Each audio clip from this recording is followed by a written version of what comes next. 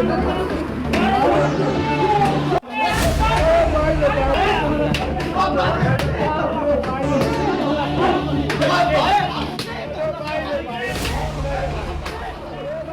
तस्वीरें आपको लगातार दिखा रहे हैं बिहार के छपरा के मुबारकपुर गांव की, जहां पर तनाव लगातार बढ़ता जा रहा है। वहां पर आरोपियों के घर पर आग भी लगाई गई। दरअसल 3 युवकों को बहुत ही बेरहमी से पीटा गया था, जिसके बाद एक युवक अमितेश की मौत हो गई और इसीलिए वहां पर लगातार बवाल बढ़ रहा है। अमितेश की मौत के बाद गांव में जमकर बवाल हो रहा है। गुस्साए लोगों ने आरोपियों के घर में आग तक लगा दी, साथ ही वहां पर कई गाड़ियों को फूंक दिया गया। आगजनी और तोड़फोड़ की सूचना मिलते ही बड़ी संख्या में पुलिस की टीम मुबारकपुर गांव पहुंची और त्वरित कार्रवाई करते हुए 3 आरोपियों को पुलिस ने गिरफ्तार कर लिया है। छपरा का मुबारकपुर गांव में तनाव के बीच मातम पसरा हुआ है। मृतक के घर वालों का रो रो कर बुरा हाल है। वे इंसाफ की मांग कर रहे हैं, साथ ही पुलिस की कार्यशैली पर भी सवाल उठा रहे हैं। घर वालों का कहना है कि अगर पुलिस चाहती तो अमितेश सिंह की जान बच सकती थी। परिवार वालों से बात की हमारे संवाददाता नीतीश चंद्रा ने। छपरा के मुबारकपुर में जिस अमितेश नाम के युवक की मौत हुई है, हम इस वक्त उनके घर में हैं और ये उनकी मां हैं, बहन हैं और ये अमितेश की पत्नी है, जिनकी तबीयत बहुत ख़राब है। ये काफ़ी कई घंटे से बेहोश हैं और क्या करें, वो भी नहीं आ रहे हैं, एम्बुलेंस वाले भी नहीं आ रहे हैं। बताइए सरकार कैसी है? इस सरकार को रहना ही नहीं चाहिए, ऐसी सरकार को। बताइए लोग मर जाएगा, घर में एम्बुलेंस नहीं भेज रहे हैं।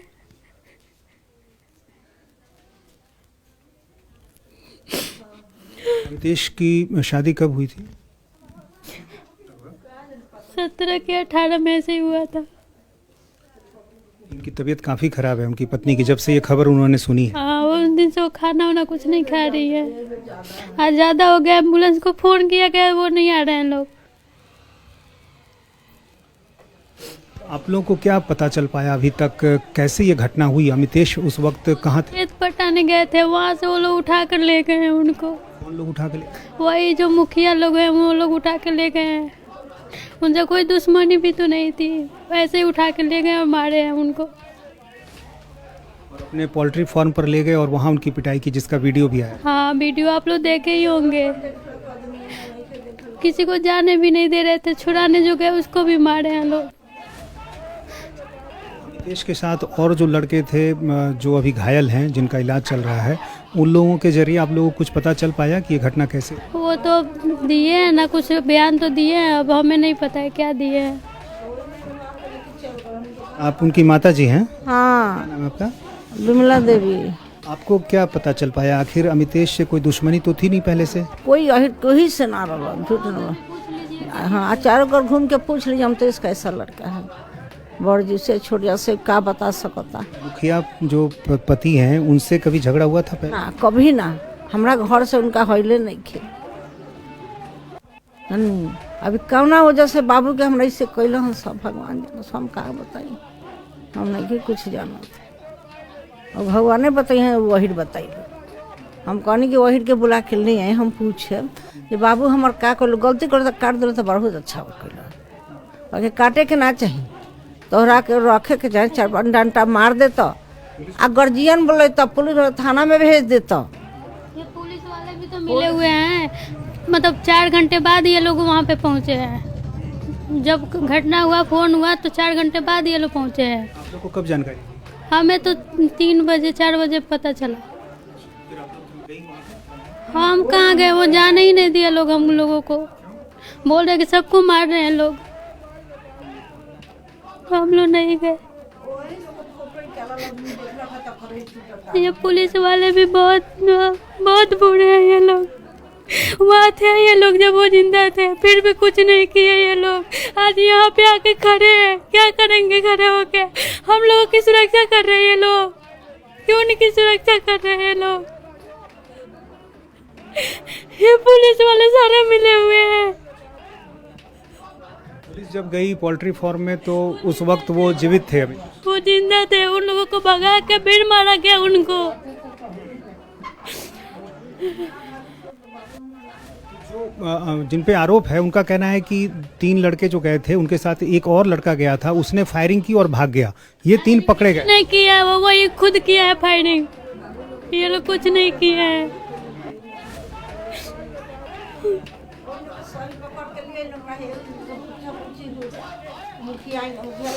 अच्छा बताइए, खेत पटाने कोई जाएगा बंदूक लेकर, और बंदूक ले जाते उनको नहीं मारते। 4 लोग 3 लोग जो भी थे मारते ना कि वो उनको मार देगा, ये लोग नहीं मारेंगे। क्या लगता है विजय यादव ने ये क्यों किया ऐसा? अब हमें नहीं पता क्यों किया है, क्योंकि हमारी कोई दुश्मनी नहीं है उनसे। स्थानीय जो विधायक हैं और जो जनप्रतिनिधि हैं उन लोगों से आप लोगों ने मुलाकात की? 4 दिन हो गया ना, कोई कुछ नहीं कर रहा है, कोई कुछ नहीं कर रहा है। लोग सिर्फ आ रहे हैं जा रहे हैं, देखिए सब लोग बैठे हैं यहीं पे, कुछ नहीं कोई कर रहा है। सिर्फ आके बोल रहे हैं हाँ भाई करेंगे, ये करेंगे, वो करेंगे, कोई कुछ नहीं कर रहा है।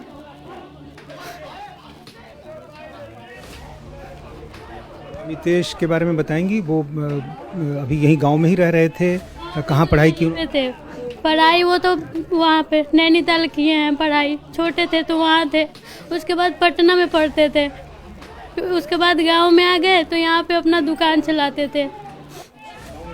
हाँ यहाँ पे ये दुकान है तो ये दुकान चलाते थे वो, किसी से कोई झगड़ा वगड़ा कुछ नहीं था उनका। घटना के दिन भी अपने ही खेत पर सिंचाई करने खेत में गए थे और वहाँ से वो लोग उठा के ले गए, बाइक भी उठा के खेत से ले गए और जला दिए बाइक भी।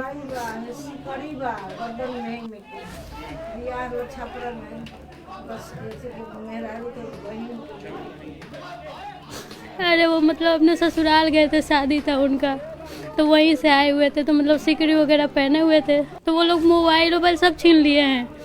बताइए बिना झगड़ा किसी चीज़ के वो इतना मारे हैं लोग। हमें भी वैसा ही चाहिए, हमें और कुछ नहीं चाहिए, जैसे वो मारे हम भी वैसे मारेंगे। ये पुलिस वाले पकड़ के लाए यहाँ पे, यहाँ बैठने से कुछ नहीं होगा, वो लाए हम मारेंगे अपने हाथों से उनको, हम ऐसे नहीं छोड़ेंगे इन लोगों को, जैसे मारे वैसे मारेंगे हम लोग, जैसे वो लोग तड़पे वैसे तड़पाएंगे हम लोग। तो आप समझ सकते हैं, चूँकि इनके भाई की मौत हुई है और वो भाई जिसकी कुछ साल पहले ही शादी हुई, बाहर में रहकर पढ़ाई की, यहाँ पर उसकी एक दुकान थी और अपने ही खेत पर जब वो सिंचाई के काम के सिलसिले में वहाँ गया था, परिवार के लोगों का कहना है कि उनको यहाँ से किडनैप कर लिया गया, पोल्ट्री फार्म पर ले जाया गया और वहाँ पर उनकी इतनी पिटाई की गई कि उनकी मौत हो गई। छपरा के मुबारकपुर में हुई ये हत्या अब राजपूत बनाम यादव बनती जा रही है। पूरे गांव में तनाव है, गांव को छावनी में तब्दील कर दिया गया है।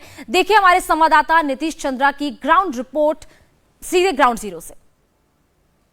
छपरा के मुबारकपुर गांव में 3 युवकों को बंधक बनाकर पिटाई करने का मामला इतना बढ़ गया कि इस पूरे इलाके में तनाव की स्थिति पैदा हो गई है और काफ़ी संख्या में यहां पर पुलिस की तैनाती कर दी गई है। आप देखिए मुबारकपुर गांव में चप्पे चप्पे पर पुलिसकर्मियों की तैनाती कर दी गई है।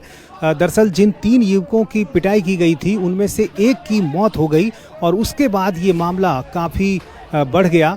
एक पोल्ट्री फार्म पर ये 3 युवक गए थे और वहाँ विवाद हुआ और 3 युवक जो गए थे उनको बंधक बना लिया गया और बंधक बनाकर उनकी जमकर पिटाई की गई और पिटाई के बाद एक युवक की मौत हो गई। 2 लोग जो घायल हैं उनका इलाज अभी चल रहा है। जिन लोगों पर आरोप है वो इसी गांव के रहने वाले हैं। स्थानीय मुखिया के पति विजय यादव और अन्य लोगों पर आरोप है। 5 लोगों के खिलाफ FIR दर्ज की गई है। अब तक 2 लोगों की गिरफ्तारी की गई है और फिलहाल अभी जो अन्य आरोपी हैं उनकी गिरफ्तारी के लिए छापेमारी की जा रही है।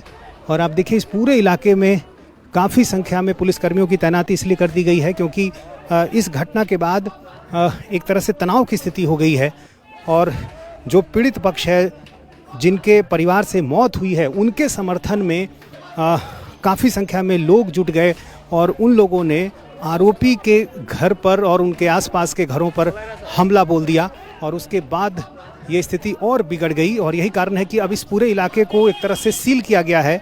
गांव की जो सीमा है वहां अब किसी को आने जाने नहीं दिया जा रहा है।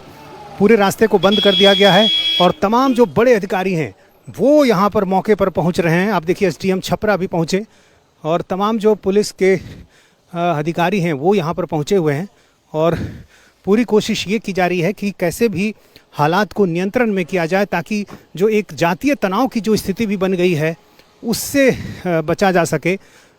जो पीड़ित पक्ष है और आरोपी दोनों एक ही गांव के रहने वाले हैं, लेकिन दोनों के समर्थन में काफ़ी संख्या में लोगों के आने से स्थिति बिगड़ी और जिन परिवार से मौत हुई है उनका ये घर है, अमितेश नाम है उनका, और जो 2 लोग घायल हुए हैं वो भी उन्हीं के परिवार के हैं और उन सबों का अभी इलाज चल रहा है। फ़िलहाल अभी हर जगह पुलिस की तैनाती कर दी गई है और कोशिश ये है कि अब आगे ऐसी कोई स्थिति न हो। छपरा के मुबारकपुर में स्थिति और ज्यादा तनावपूर्ण ना हो, इसी कोशिश के साथ पुलिस की टीम वहां पर कैंप कर रही है। इस पूरे मामले पर हमारे संवाददाता ने पुलिस अधिकारी से बात की और पूरे मामले को समझने की कोशिश की। सुनिए उन्होंने क्या कुछ बताया।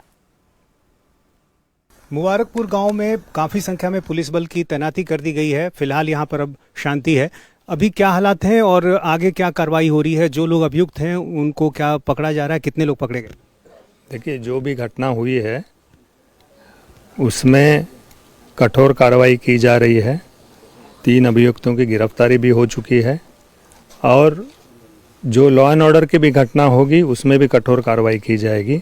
एक ही बात मुझे बतानी है कि जो भी दोषी है उन पर कार्रवाई पक्की होगी और पुलिस अपना काम कर रही है। साथ ही साथ हम निर्दोष को भी इसमें फंसाना नहीं चाह रहे हैं किसी भी केस में, लेकिन जो दोषी है उन पर कठोर कार्रवाई होगी और तुरंत ही होगी। कार्रवाई शुरू हो चुकी है, ऑलरेडी 3 अभियुक्त पकड़े गए हैं और आगे भी जो बाकी है उन पर भी कार्रवाई हो जाएगी। सोशल मीडिया में जिस तरह की बातें कही जा रही हैं, क्या जातीय तनाव जैसी स्थिति भी है यहाँ पे? इनफैक्ट क्या है, आजकल सोशल मीडिया के कारण तुरंत वीडियोस या कोई जो भी बात अपनी रखना चाहता है वायरल हो जाती है, इसलिए बहुत लोगों को एक साथ कोई भी सूचना हो पहुंच जाती है। तो इसके कारण कभी कभी एक तनाव का ये वातावरण बनता है, लेकिन इसमें मेरा अनुरोध सभी से यही है, कोई अभी तनाव आप देख ही रहे हैं उस तरह का नहीं है, लेकिन हम प्रिकॉशन के तौर पर हम लोगों ने फोर्सेस की डिप्लॉयमेंट की हुई है और सोशल मीडिया पर भी जो गलत सूचनाएं प्रचारित करेंगे उन पर भी कड़ी कार्रवाई होगी।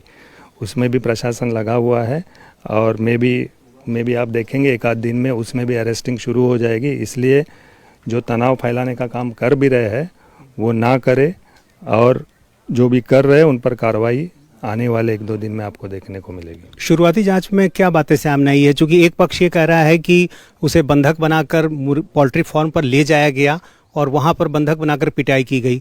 जिस पे आरोप है उसका कहना है कि ये लोग उनके पोल्ट्री फार्म पर आए थे, किसी एक ने फायरिंग की और उसके बाद वो फरार हो गया।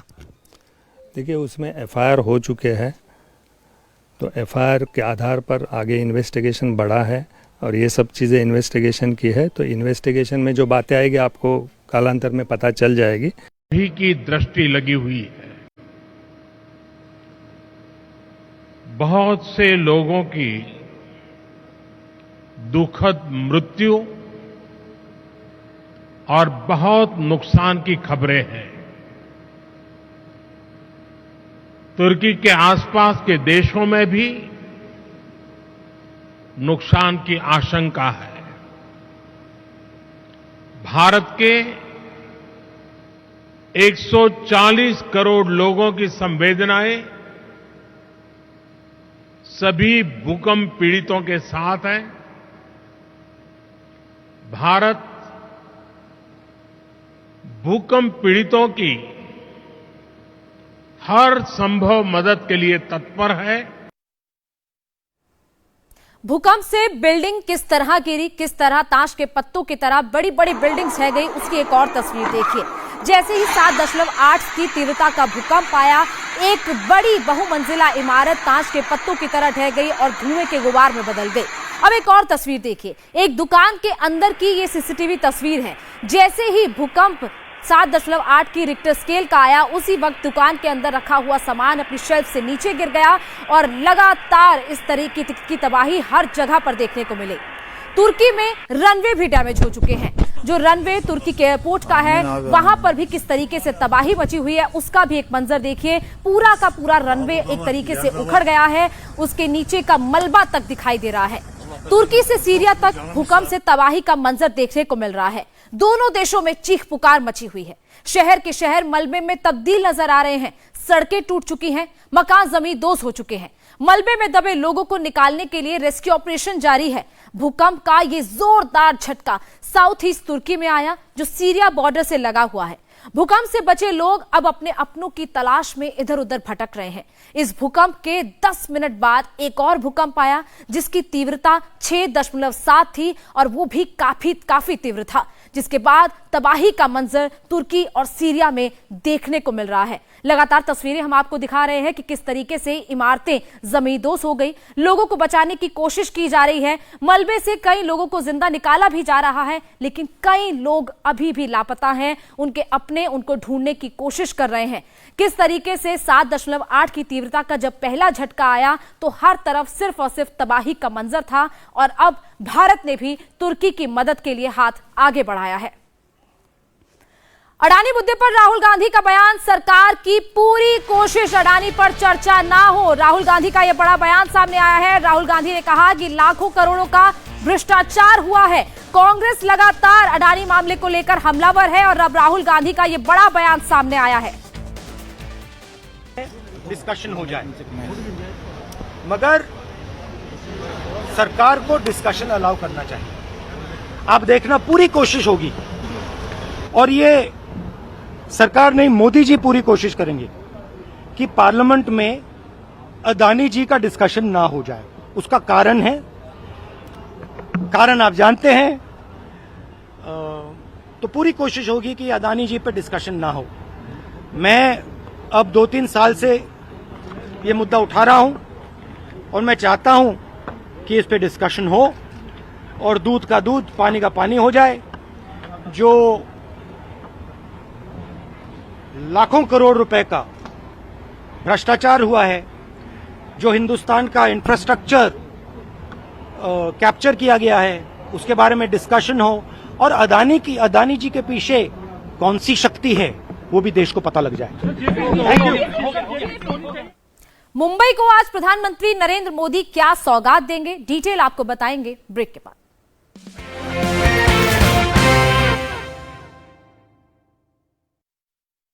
तिरुमाला कोकोनट ऑयल जो केरला के खास चुनिंदा नारियलों से बना है। तिरुमाला कोकोनट ऑयल, हर बूंद में शुद्धता का विश्वास। By the Kote Group, keeping mankind happy.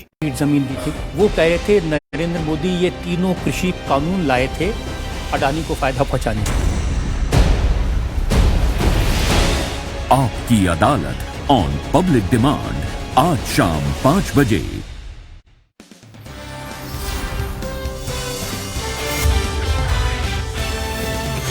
India TV, आपकी आवाज। नमस्कार, आप देख रहे हैं इंडिया टीवी, आपके साथ मैं हूं मीनाक्षी जोशी। बिनु हरि कृपा मिले ही न संता, गोस्वामी तुलसीदास जी ने रामचरितमानस में संतों की महिमा का जिक्र किया है और ये संयोग ही है कि आज इंडिया टीवी पर रामचरितमानस समेत गीता, उपनिषद, वेद, वेदांत को कंठस्थ कर अपने मानस में समेटे हुए संत धर्मगुरु स्वामी रामभद्राचार्य जी हमारे साथ जुड़ रहे हैं। वैसे तो संत स्वामी रामभद्राचार्य जी को किसी परिचय की जरूरत नहीं है, लेकिन एक बार फिर भी मैं उनके बारे में आपको जानकारी दे दूं। आप चित्रकूट में रहते हैं, रामानंद संप्रदाय के 4 जगत गुरु में से एक हैं आप। चित्रकूट में संत तुलसीदास के नाम से तुलसी पीठ के पीठाधीश्वर हैं। संस्कृत, हिंदी, अवधी, मैथिली समेत 22 से ज्यादा भाषाएं आप बोलते हैं और 80 से ज्यादा ग्रंथों के आप रचनाकार हैं। तो किसी भी ग्रंथ को पढ़ने और लिखने के लिए कभी ब्रेल लिपि का इस्तेमाल नहीं किया गया और इसमें कोई शक नहीं कि अपने आप में ये बड़ा चमत्कार है। स्वामी जी, बहुत बहुत स्वागत है आपका इंडिया टीवी पर। आज चूंकि एक बहस छिड़ गई है सनातन राष्ट्र की, हिंदू राष्ट्र की, तो आज हम अपनी चर्चा की शुरुआत स्वामी जी यहीं से करते हैं कि ये जो भारत है जो सर्वधर्म सुखाय सर्वधर्म हिताय की मानसिकता लेकर चलता है, आज वहां पर सभी धर्मों के इतर केवल सनातन की बात क्यों हो रही है? क्यों हिंदू राष्ट्र की बात हो रही है? ये क्या है सनातन राष्ट्र? मीनाक्षी जी, पहले मैं ये बात कहूं कि भारत ये वाक्य अनुकूल नहीं। सर्वधर्म सुखाय यहाँ नहीं लिखा गया है। सर्वजन सुखाय सर्वजन हिताय की चर्चा भारत में है। और सनातन धर्म ही एक ऐसा धर्म है जो सबके हित की बात करता है, सबके सुख की बात करता है। सनातन धर्म का ही उद्घोष है, सर्वे भवन्तु सुखिनः। मुंबई को प्रधानमंत्री नरेंद्र मोदी वंदे भारत की सौगात देने वाले हैं। 10 फरवरी को मुंबई आकर प्रधानमंत्री नरेंद्र मोदी वंदे भारत एक्सप्रेस का उद्घाटन करेंगे। पीएम के दौरे को लेकर सुरक्षा के पुख्ता इंतजाम किए जा रहे हैं। मुंबई के कई इलाकों में ड्रोन उड़ाने पर रोक लगा दी गई है। प्रधानमंत्री का ये दौरा काफी अहम होगा जब वंदे भारत की सौगात मुंबई को दी जाएगी। फिलहाल वक्त एक ब्रेक का। ब्रेक के बाद आपको बताएंगे कश्मीर